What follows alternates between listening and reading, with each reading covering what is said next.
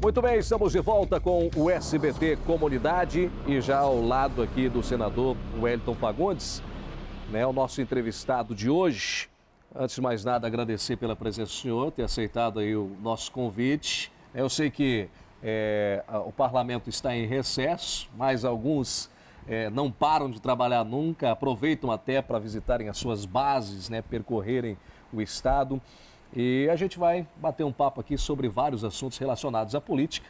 Talvez algumas perguntas um pouco mais apimentadas, outras nem tanto. Mas eu queria começar, senador. Todos sabem que o Cláudio é vereador em Sinop. Isso.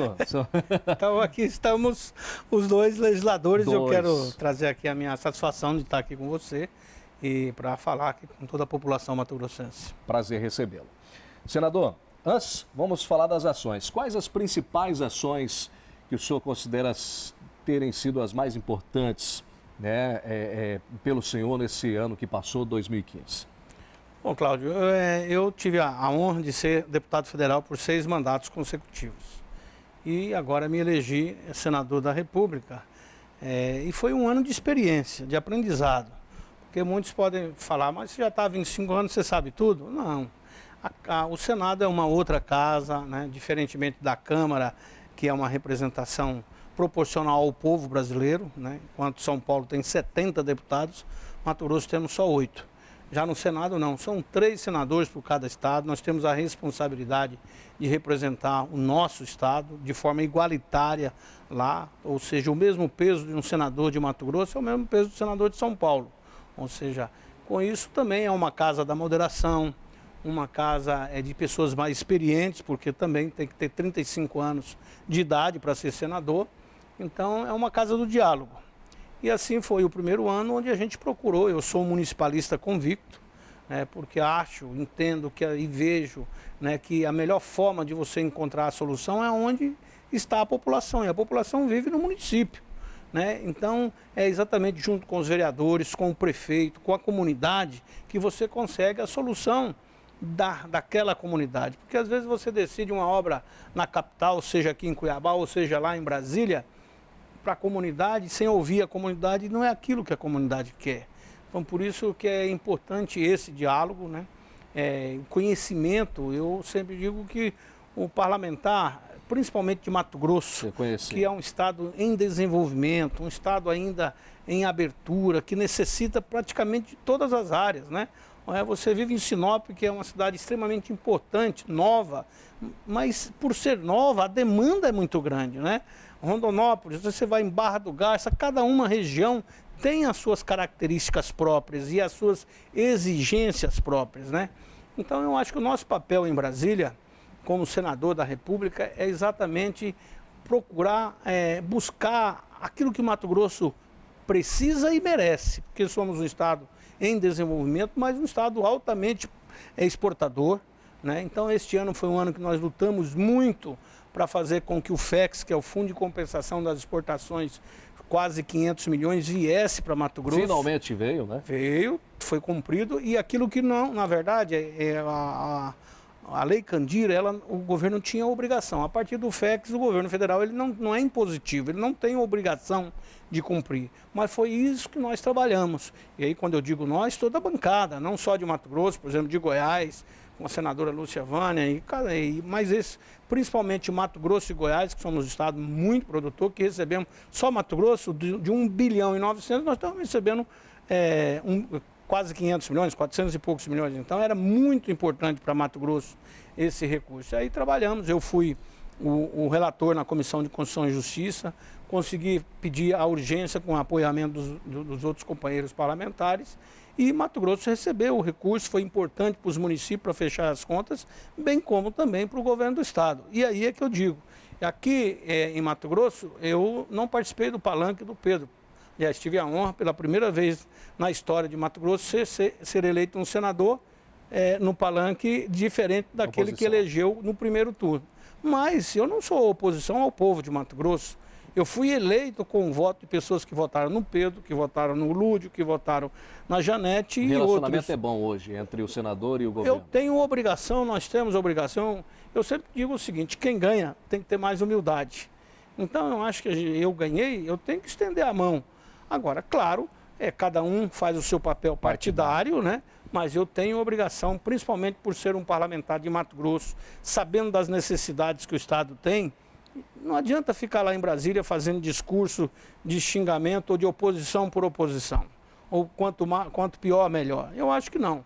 Mato Grosso, a população que veio, que nasceu como eu, que veio para cá, veio acreditar no desenvolvimento, em novas perspectivas. Então a população espera de nós muito resultado. Então, nesse sentido, acontece lá também. Eu vou explicar. Quem está em casa acompanhando a gente agora, às vezes não sabe como funciona muitos dos processos. Eu participei de uma reunião lá em Brasília, onde acontecia era uma reunião, eu não sei o nome que se dá essa reunião, se eu vai ter oportunidade de falar. Estavam lá toda a bancada mato-grossense, os senadores, os deputados federais por Mato Grosso também, né, quase todos, e ali estavam vários prefeitos de Mato Grosso que levavam as suas exigências, as suas cobranças, os seus pedidos, projetos e tal. E aí se fazia as perguntas ali e o pessoal da bancada respondia, falava se era possível ou não tentar essa emenda. E eu achei interessante que o envolvimento na verdade, de é uma todos. audiência pública. É uma audiência pública. Essa parceria também acontece com os deputados e os demais senadores? Como é que é o relacionamento de todos? Olha, principalmente por sermos poucos, né? Somos 11 parlamentares, eu acredito que temos que ter união. Então, cada um parlamentar trabalha na sua individualidade, principalmente os deputados federais, e nós, os senadores, tanto eu como o Blairo, como o Zé Medeiros, temos que ter ali uma convergência naquilo que é interesse do Estado de Mato Grosso. Falar a mesma língua. Tentar falar a mesma língua, né? Então, essa tem sido a nossa atuação. Claro que cada um na sua posição partidária, mas naquilo que é o interesse de Mato Grosso, a gente procura trabalhar junto. Inclusive, o Zé Medeiros, por exemplo, ele deu oposição. O Blairo é do PR, inclusive está indo para o PMDB, ainda está nessa definição, mas naquilo que é interesse para o Mato Grosso a gente trabalha junto, né? Agora, é claro, cada um tem o seu posicionamento. Eu entendo, por exemplo, que o Mato Grosso, como é um estado em desenvolvimento, o Mato Grosso precisa muito do governo federal, né? Todas as áreas nós precisamos, então não adianta eu estar lá em Brasília só no discurso. Não, nós temos que lutar, temos que buscar, temos que ir a exigir o nosso direito, porque, como eu disse, somos um estado exportador. E como com a exportação, principalmente dos produtos agrícolas, são desoneradas, o imposto não fica. Então a gente tem que estar cobrando os investimentos necessários no Estado, como, por exemplo, a duplicação de Rondonópolis, da divisa de Mato Grosso do Sul até Sinop, né? Eu venho lutando com isso há 12 anos.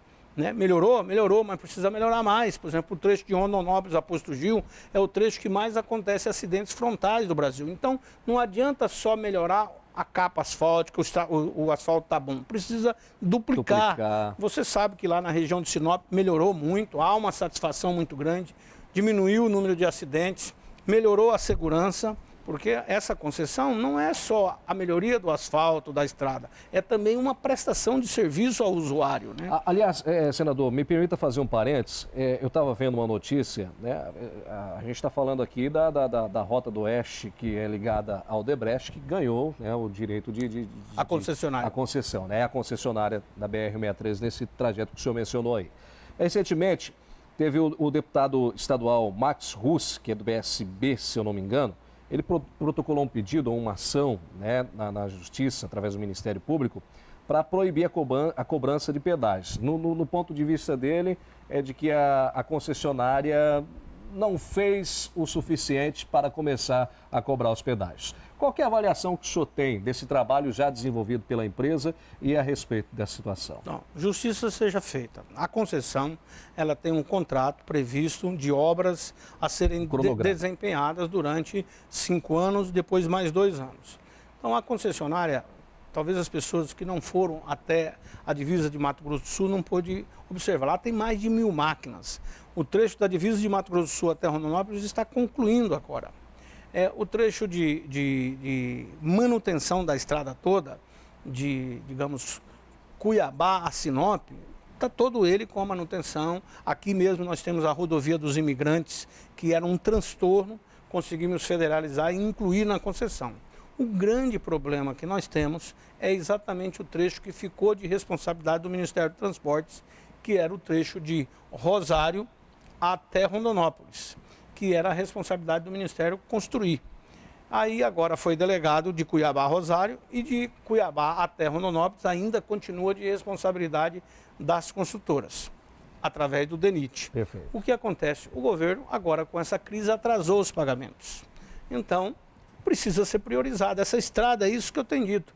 Me reuni com a presidente Dilma no dia que tomou posse o ministro Nelson Barbosa, à noite, e coloquei a eles que essa é uma situação diferente de todo o país. A presidente Dilma esteve em Rondonópolis na inauguração do terminal da ferrovia e agora, passando a semana que vem na outra, eu deverei novamente ir a Brasília, onde nós estamos estudando a possibilidade que esses pagamentos sejam feitos através da ANTT, que é a Agência Nacional de Transporte Terrestre, ou através da SUDECO, para não ter esse atraso, como no governo Fernando Henrique, eu me lembro, quando o Lula assumiu, o governo estava devendo 1 bilhão e 700 milhões. Hoje está devendo da mesma forma. Então, quando atrasa o pagamento, aí as empresas não têm fôlego suficiente. Mas já tem a previsão. Tem a previsão, espero que agora, tão logo cesse as chuvas, mês de março, né?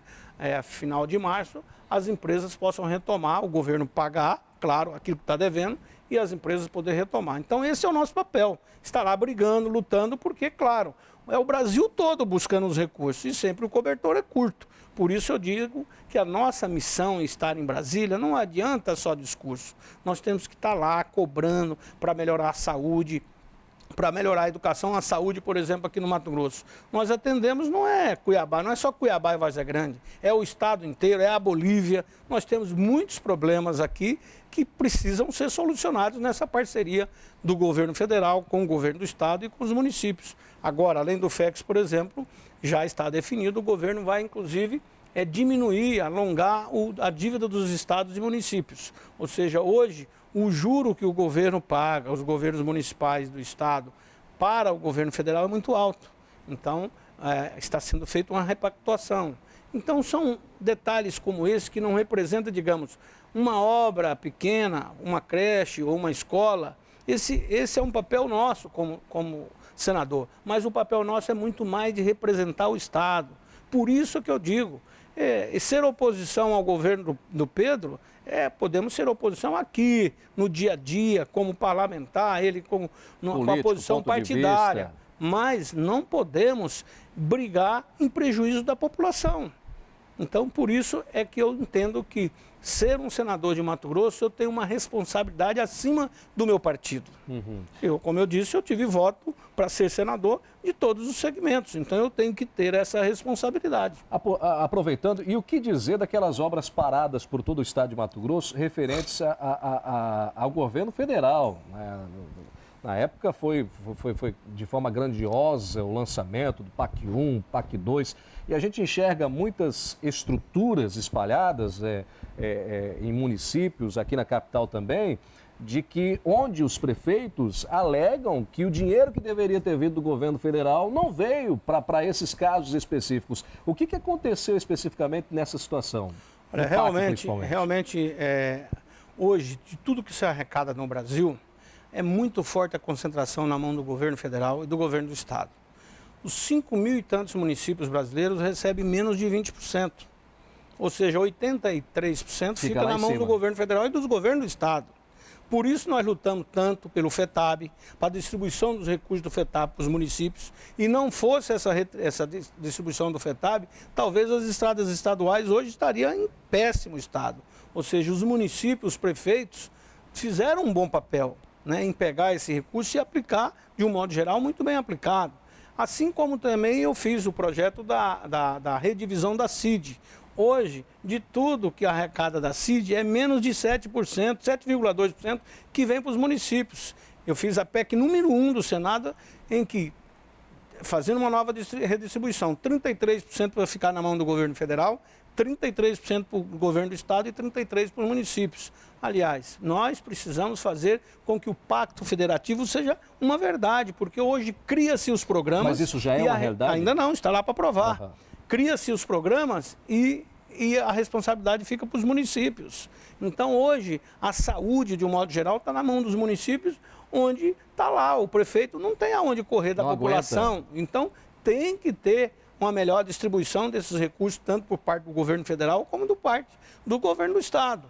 Então, assim como a gente tem que fazer as reformas que todos os candidatos a presidente disseram que faria, a reforma tributária, a reforma trabalhista. Nós temos uma lei trabalhista da década de 40, de Getúlio Vargas. Nós temos que fazer a reforma política. Parte sim, gastou-se mais do que podia, o crédito foi muito farto, e aí subsídio muito grande. Né? Olha, agora saiu anteontem a matéria, foi 248 bilhões que o governo bancou de subsídios. Né? A juros, pegava a juro de 7%, 8% e emprestava 3%, 4%, 5%. Para quem? Para os grandes, principalmente. As grandes empresas. O pequeno não tem incentivo. O trabalhador, ele não tem... ele recebe o salário. E se tiver inflação, ele vai receber o salário corroído. Por isso que a gente não pode deixar que a inflação volte. E aí é uma responsabilidade nossa. Nesses 25 anos que estou lá, é a primeira vez que nós temos duas crises acumuladas. A crise política e a crise econômica. É claro que a crise econômica nossa não é só do Brasil. Aconteceu um problema na China, o reflexo é aqui agora. Mas a crise política acaba aprofundando a crise econômica. Então, eu penso que é momento de juízo, né? Mais do que nunca. Eu acho que a oposição cumpre o seu papel, mas a gente tem que buscar votar as matérias que é de interesse do país. Aliás, o Congresso deu essa resposta. Nos últimos 6 anos, nunca se votou o orçamento. Agora não. Na crise, às vezes, a gente aprende. Votamos o orçamento, a LDO. Então, o governo não pode reclamar. Tem coisas que são prioridades. Foi aprovado. Então, eu penso que esse momento, e tenho dito para a própria presidente Dilma, é hora de humildade, de diálogo e buscar vencer essa crise. Na época do PT, o PT propôs o impeachment do Fernando Henrique. Agora, o PSDB propõe da Dilma. Eu acho que o impeachment, ele é democrático. A discussão faz parte. Eu ia deixar para mais depois essa pergunta. Quando me referi a questões apimentadas, é justamente sobre isso, os escândalos lá em Brasília e tudo mais. Mas já que o senhor tocou nesse assunto, que um apontou o dedo para o outro, lá atrás foi o PT, no PSDB, e agora é o contrário, se é assim que eu entendi. Mas e o senhor? É direta a pergunta. É a favor ou contra do impeachment da presidente Dilma? Eu sou a favor do Brasil. A crise, a disputa política, ela tem que ter um limite. Ela não pode ser o limite de prejudicar a população. Por exemplo, você, vereador, sabe, há 3 ou 4 meses, o presidente da Câmara dos Deputados liderou a famosa pauta-bomba. A pauta-bomba era para quebrar os municípios, os estados e a União. Isso é uma irresponsabilidade. Aí é o papel do Senado, que é uma casa da moderação, no diálogo. Dissemos não, isso não pode acontecer.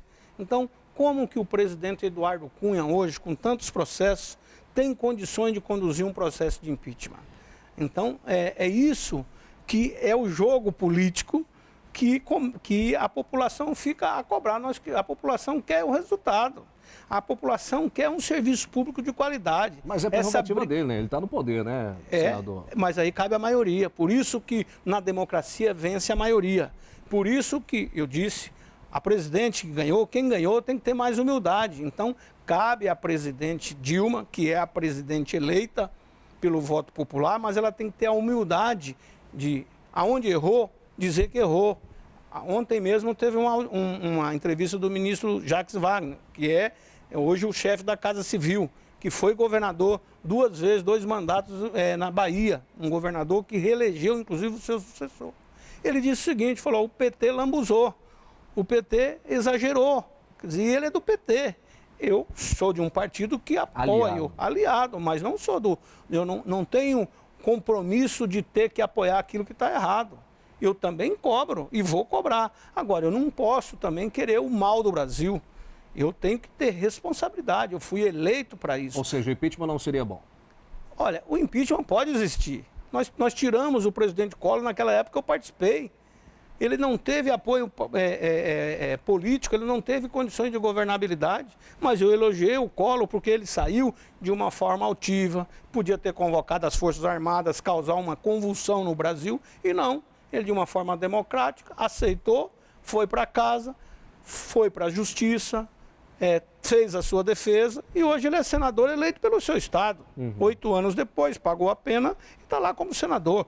Quem votou no Collor foi a população do Alagoas, né? Então, isso é a democracia. Você não pode pegar um preso que cometeu um crime e ele foi condenado por 1 ano, 10 anos de prisão e ele cumpriu a sua condenação e dizer que ele tem que continuar na cadeia. Aliás, esse é um problema do Brasil, né? Porque as prisões, fala-se em ressociabilização e, na verdade, a prisão é potencialização da criminalidade. Senador, ainda referente a isso, eu gostaria de entender e também repassar isso para os nossos telespectadores.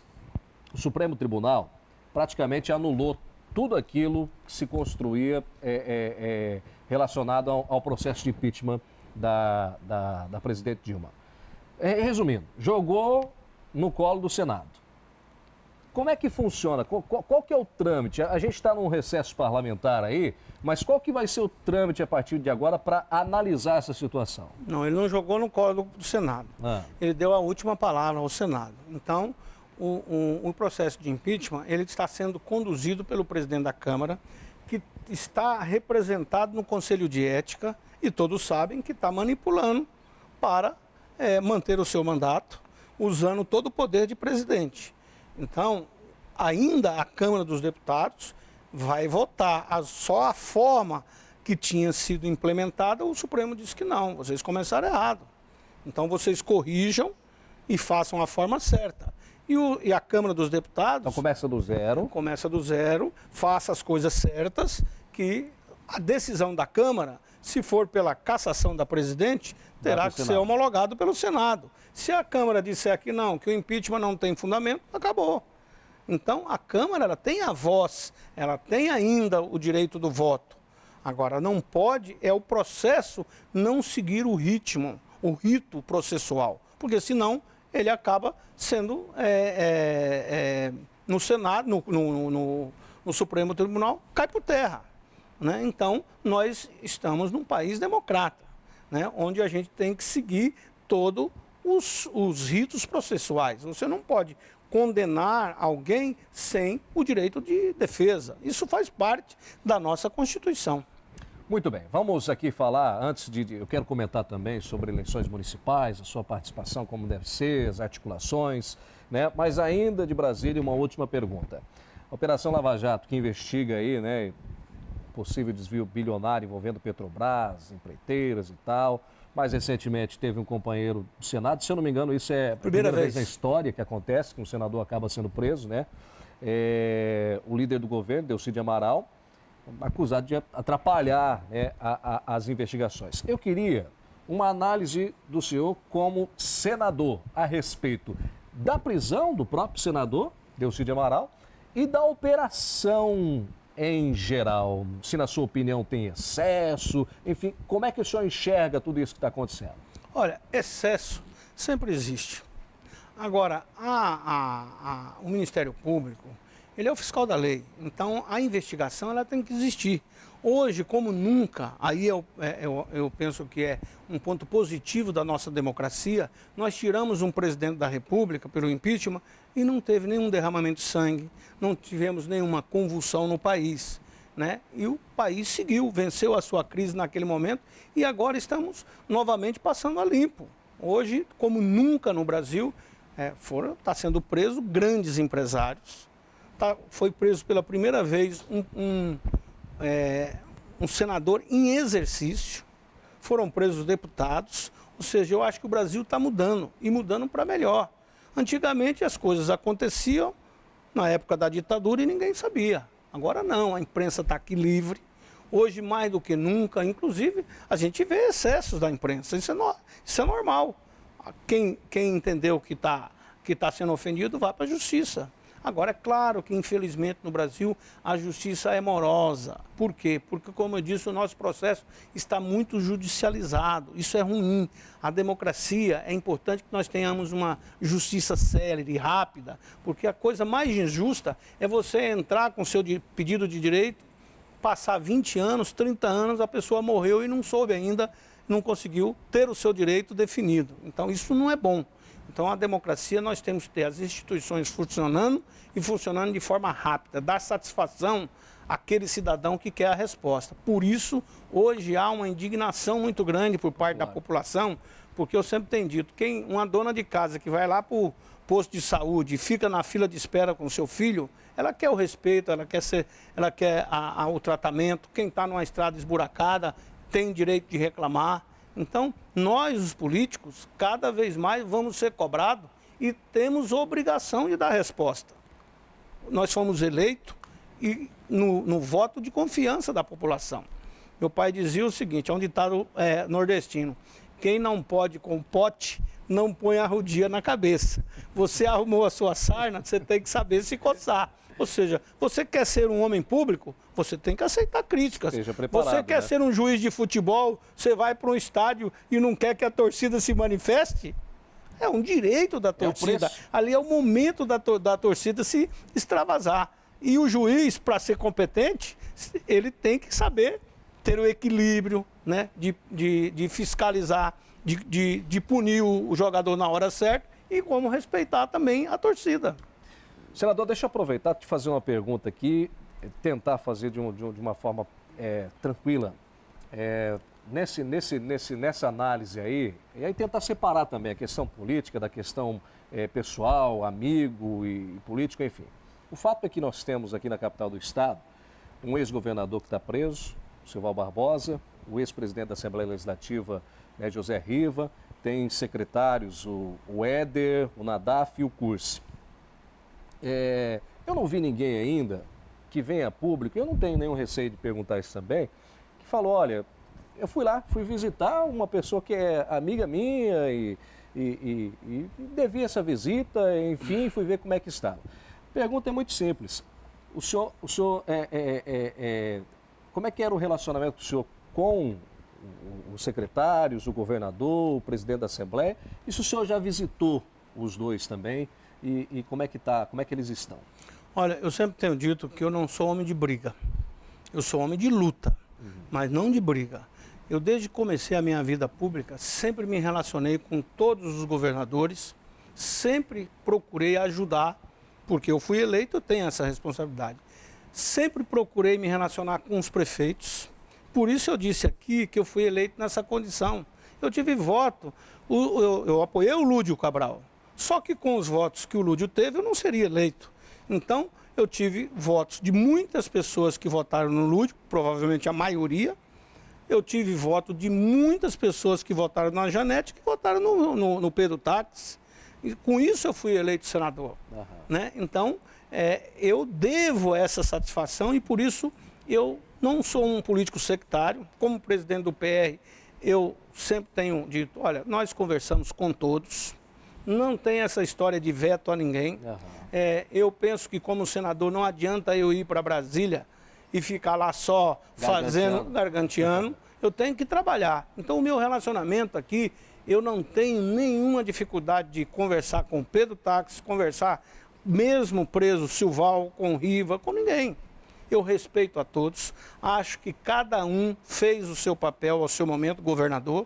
Desde a época do Jaime Campos, que foi a minha primeira eleição, depois veio o Dante de Oliveira, tive um excelente relacionamento, trouxe o maior programa de investimento do Estado, que foi, na época, as pontes de concreto, o programa da Itália. Depois veio Blairo Maggi, que no primeiro mandato, na primeira campanha, eu não apoiei. No segundo, ele veio para o meu partido.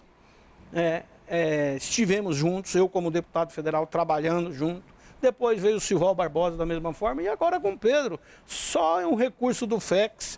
Olha, hoje o governo do estado recebeu recursos do FEX, recebeu o recurso das transferências obrigatórias e lá nós estivemos defendendo. Só no Ministério do Transporte hoje tem mais de 100 milhões na conta do estado.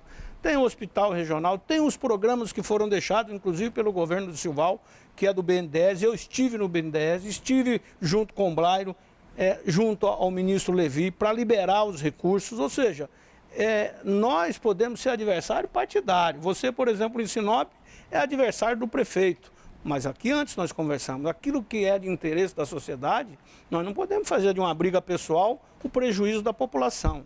Então, eu não tenho veto e não tenho dificuldade. Eu não fui ainda lá visitar, até porque eu me lembro que eu fiz uma ligação quando a mulher do Silval foi presa, e liguei como senador, me solidarizando. Aí o Ministério Público vazou a ligação de uma forma que, para mim, não teve problema nenhum, porque é um direito do Ministério Público fazer o que está na lei. Agora, vazar aquilo de uma forma irresponsável merece crítica, porque isso pode, inclusive, ser deturpado. Mas eu respeito as instituições, eu acho que agora, por exemplo, o governo federal tem que repor o recurso da Polícia Federal. Esses processos de investigação não pode faltar o recurso, porque o Brasil está num momento fértil. A Justiça está trabalhando de uma forma bastante célere, né? Tanto o Ministério Público como o Judiciário, como a Polícia Federal. Então eu acho que o momento do Brasil de ser passado a limpo até. E isso será bom para o Brasil. As nossas novas gerações têm que receber o legado de um Brasil com uma nova cultura. E hoje nós estamos carentes de lideranças. Hoje, para você achar alguém que queira ser candidato a prefeito, para ser candidato a governador, não está fácil. Agora, não pode também o sujeito falar, olha, eu sou o único limpo, o resto está sujo. Não. Todos nós temos as nossas virtudes e temos os nossos defeitos. Se eu quiser só apontar os seus defeitos, daqui a pouco eu estou pisando na casca de banana. Então você não pode cuspir para cima porque pode cair de volta. Né? Então eu acho que a gente tem que ter respeito e prestar contas, né? Como dizem, né? A mulher de César não pode ser só parecer que é honesta. Ela tem que ser e mostrar que é. Então o homem público, cada vez mais, a população vai cobrar. Eu estou com 25 anos de mandato, não respondo a nenhum processo. Então eu tenho honra e a satisfação. Agora, eu sei da responsabilidade, porque hoje o homem público ele tem que ser realmente cobrado, investigado e dar satisfação. E eu não quero aqui me colocar, eu sou o único sabido, o único puro e o resto não. Não, todas as pessoas têm as suas virtudes. Perfeito. Senador, vamos falar um pouquinho de política. O senhor a sua base é Rondonópolis, se eu não estou errado, né? Eu sou nascido em Rondonópolis. Nascido em Rondonópolis? Nascido em Rondonópolis. Interessante. Com honra, o primeiro deputado daquela cidade, nascido lá, o primeiro senador nascido em Rondonópolis. Que maravilha. E hoje, mais ainda, Rondonópolis tem os 3 senadores. Verdade, né? Verdade. E aí, olha só, então veja bem. Mas o meu suplente é de Sinop, hein? Primeiro suplente. Jorge Anay, né? Jorge Anay, gente muito boa. Eu também. Queridíssima. E aí tem 3 senadores lá. E que me ajudou muito, viu? Foi muito importante ter um suplente de Sinop. Um tradicional muito conhecido lá também. Tem deputado lá também? E o segundo suplente é o Manuel Mota, professor da universidade. Manuel Mota, ele na verdade é nordestino, mas morou em Rondonópolis e aqui em Cuiabá, onde ele se aposentou. Entendi. Tem 3 senadores então por Rondonópolis, digamos assim, que a base é lá. E tem deputados também? 2 deputados federais. 2 deputados federais. Bezerra e o Adilton. E tem estadual? Tem 4 deputados estaduais, tem, né? Tem 9! Tem bastante. Então são 9 parlamentares. Isso significa que a disputa pode ser acirrada lá para o ano que vem. Como é que vai ser a participação do senador Wellington Fagundes nas eleições municipais? E se já tem nomes também? Olha, eu sou presidente estadual do PR e como presidente do partido, eu tenho entendimento que cada município, a eleição municipal, é a eleição mais importante, porque você vai eleger os vereadores e vai eleger os prefeitos, portanto é a base dos partidos, é a base da democracia. Agora, cada município tem a sua situação, a sua peculiaridade, por isso que eu disse que eu não tenho veto a ninguém, converso com todos, claro, aí nós vamos disputar, vamos definir em cada município a melhor conformação. O único município que é diferente é Cuiabá, porque aqui tem eleição em 2 turnos. É a única cidade que tem 2 turnos. Então aqui pode ter vários candidatos e no segundo turno se compor. No caso de Rondonópolis, eu também não tenho veto ao prefeito Percival. Hoje, inclusive, alguém da imprensa me perguntava. Claro que ele já teve outros mandatos, teve um momento mais fácil. Esse mandato está sendo mais difícil para a maioria dos prefeitos, né? Mas e lá nós temos do PR o deputado estadual Nininho, que tem a prioridade se quiser ser o nosso candidato. Temos também o vereador Hélio Piccioni, o ex-prefeito e ex-deputado Hermínio J. Barreto, que é uma pessoa carismática. Ou seja, o PR tem vários nomes. Agora, não não tenho ainda a definição, até porque essas eleições agora serão eleições muito diferentes. A primeira eleição que não tem mais financiamento empresarial de campanha, vai ser só doações pessoais, individuais, pessoa física. Então vai ser um tempo menor, mais curto de campanha. Vai ser uma campanha sem muito dinheiro, é isso? Totalmente, né? Porque nós não temos a cultura da doação de pessoa física. Nos Estados Unidos, não. Você faz campanha nas internet, então isso, os partidos são 2 partidos fortes e que já tem, assim, eu diria quase como uma religião, né? O pessoal é acostumado a pagar o dízimo para os partidos. Aqui no Brasil, não. Aqui não tem esse costume. Cultural, né? Aqui nós temos as verbas públicas partidárias, mas que também essa divisão para uma eleição municipal pulverizada não vira nada, entendeu? Então, cada comunidade, eu acho que vai ter que ter o envolvimento e isso eu penso que será bom, porque quanto mais envolver a comunidade, você não vai fazer aquelas campanhas milionárias, né? O vereador, ele vai ter que pedir ajuda para o amigo, olha, não vai ter mais dinheiro, fácil, né? Então a coisa vai ser muito uma eleição, eu acho que muito mais de quem tem prestígio pessoal. Vai ser uma eleição, é claro, para quem tem mandato facilita, porque é uma eleição menor, a pessoa já é conhecida, então os prefeitos e vereadores à reeleição, eles têm uma facilidade maior. Mas quem está sendo mal, não vai se eleger também, né? Quem está mal avaliado não vai se eleger. Então não será uma eleição, eu diria assim, dos partidos. Esta eleição será muito mais das pessoas ainda, porque nós temos um pluripartidarismo, são mais de 30 partidos. O eleitor não consegue identificar, porque ninguém ainda mais consegue tempo, né? mostrar a ideologia mais. Então, é por isso que nós precisamos fazer uma reforma política partidária, porque isso traz desgaste, porque não tem uma estrutura partidária confiável, não tem uma estrutura partidária sólida. Você está se referindo ao voto distrital? Não, reforma político-partidária. Eu acho que, primeiro, o número de partidos é muito. Nós temos que diminuir esse número de partidos. Eu penso que o sistema político também no Brasil podia mudar.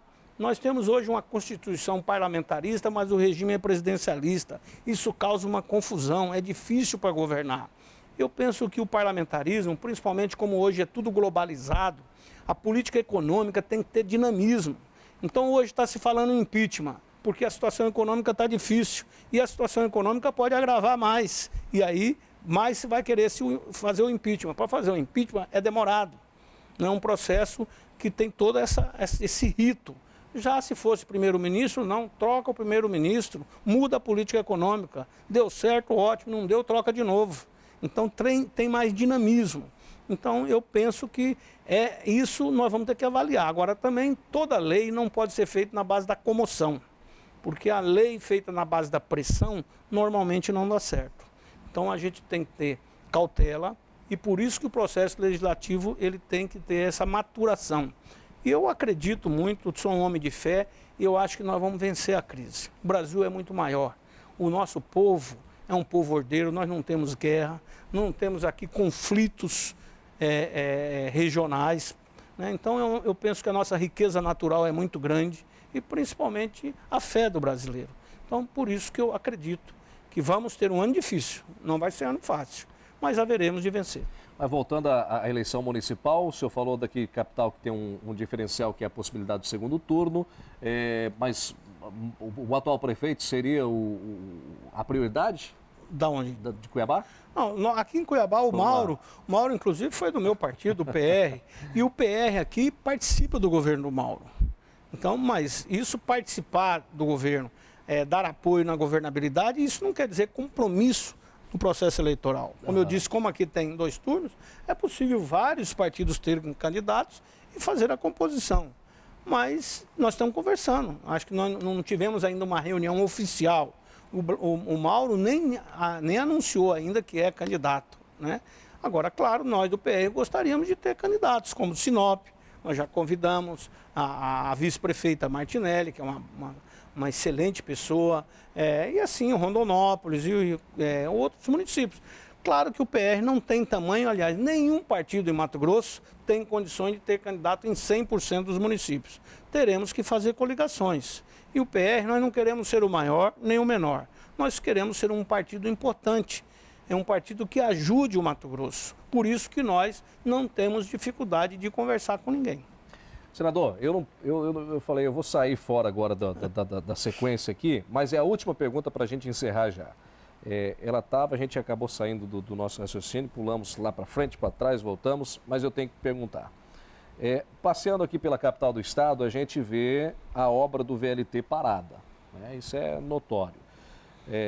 O governador chegou numa das entrevistas a dizer, não, nós vamos fazer, mas vamos fazer com o que a gente tem. Com o dinheiro que tem, com o recurso que tem, vamos mandar e tudo mais e tal. Sabe que essa é uma responsabilidade do executivo, mas o senhor falou que quer trabalhar junto, quer estar junto, empenhado e tal. O senhor acredita nessa obra ainda? Olha, eu sou o presidente da Comissão do Senado do Futuro. E essa comissão ela tem o objetivo de discutir não é só o futuro do Senado, mas é o futuro do país. E a penúltima nossa audiência pública foi exatamente para tratar as cidades, a qualidade de vida nas cidades, né? E uma das discussões foi exatamente a mobilidade urbana. E Cuiabá, Mato Grosso, o governo optou pelo VLT. Na época discutia-se BRT, VLT. Qualquer sistema tem os seus pontos positivos como os seus pontos negativos. O VLT, qual a vantagem dele? Ele exige menos desapropriação, mas é um investimento muito maior, mas também tem muito mais durabilidade. Aqui, ao meu ver, o que foi o principal erro do governador Silval? Foi abrir muita frente de trabalho. Ou seja, e também houve atraso do governo federal. Que é aquela situação que a gente falou lá atrás. Exatamente, houve atraso do governo federal. Agora, no Brasil, fazer desapropriações é coisa muito demorada. Então, isso não se pensou, ou o governador entendeu que teria muita facilidade. E isso não aconteceu. Então, primeiro erro, comprou-se todos os carros em primeira mão. A indústria foi trabalhar, a indústria quer exportar, quer vender os seus produtos. E aí estão os carros parados. E não concluiu nada. Então, se o objetivo, se tivesse colocado como prioridade do aeroporto de Várzea Grande até o porto, ele poderia ter inaugurado um trecho. E aí teria mais facilidade de continuar as obras. Agora, que é uma obra importante, que ela tem que ser concluída, eu não tenho dúvida. E aí, como parlamentar, eu quero ajudar. Estou ajudando, estou conversando junto, já falei inclusive com a própria presidente sobre essa obra. O governo do estado vai ter que concluir os seus estudos. O governo Pedro está fazendo as auditorias e tem que fazer mesmo, só que eu acho que está demorando demais. Essa obra não podia ficar um ano parada. O prejuízo é maior, porque também as empresas vão entrar contra o estado, não é contra o governador, porque o governador passa, mas o estado continua.